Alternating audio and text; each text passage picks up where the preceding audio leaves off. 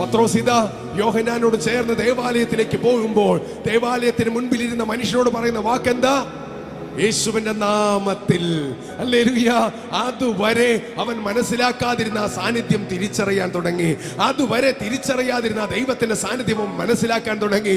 പത്രോസിലൂടെ ഒട്ടേറെ അത്ഭുത പ്രവർത്തികൾ നടക്കാൻ തുടങ്ങി. കാര്യം എന്താ? അവൻ ആ സാന്നിധ്യം തിരിച്ചറിഞ്ഞു. എന്നെ കേൾക്കുന്ന പ്രിയപ്പെട്ടവരെ, ഒരു ദിവസം മാത്രമല്ല, എല്ലായ്പ്പോഴും ആ സാന്നിധ്യം നമ്മോട് കൂടെയുണ്ട്. പത്രോസ് പ്രസംഗിച്ചപ്പോഴും പ്രാർത്ഥിച്ചപ്പോഴും ആരാധിച്ചപ്പോഴും ദൈവം ഇടപെടാൻ തുടങ്ങി. കർത്താവ് ഓരോ നിമിഷവും സംസാരിക്കാൻ തുടങ്ങി. പത്രോസ് പ്രവർത്തിച്ചു പോരവേ ഹെരോദ രാജാവ് അവന്റെ നേരെ കൈനീട്ടി. ഹെരോദ രാജാവിന് ഒരു പ്ലാൻ ഉണ്ടായിരുന്നു. 4 ചേവകരുള്ള 4 കൂട്ടത്തിനെ ഏൽപ്പിച്ച് സുരക്ഷിതമായി കാവൽ ചെയ്തു പോരവേ ഹെരോദാവിന്റെ പ്ലാൻ എന്താണ്? പെരുന്നാൾ കഴിയട്ടെ, അവനെ ജനത്തിന്റെ മുൻപിൽ നിർത്താം, യഹൂദന്മാർക്ക് പ്രസാദം വരുന്ന രീതിയിൽ ഇവന്റെ തലയും മറക്കാം. എന്നാൽ ഇന്ന് പകൽ പരിശുദ്ധാത്മാവ് നമ്മോട് പറയുന്ന ശബ്ദം കേൾക്കുക. ശത്രുവിന് നിന്നെ കുറിച്ചും നിന്റെ കുടുംബത്തെ കുറിച്ചും തലമുറകളെ കുറിച്ചും പല പ്ലാനുകളും ഉണ്ടാകും.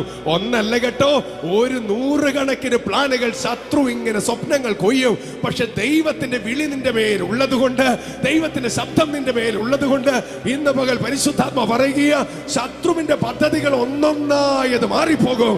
ശത്രുവിന്റെ പദ്ധതികൾ എല്ലാം അത് സ്വപ്നമായി മാറിപ്പോകും.